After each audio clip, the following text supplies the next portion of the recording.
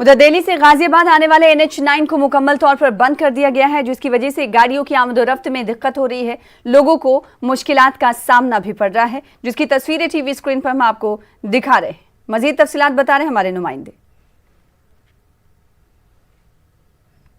दिल्ली से गाजियाबाद आने वाले NH9 को पूरी तरीके से गाजीपुर और फूल मंडी पर बंद कर दिया है। फिलहाल की मैं तस्वीर आपको दिखाना चाहूंगा। गाजीपुर से जो ये रास्ता है, इसको यहाँ बैरिकेड लगा दिए गए हैं। साथ ही जो पुल के ऊपर का रास्ता है, वहां भी बैरिकेड लगाकर बंद कर दिया गया है।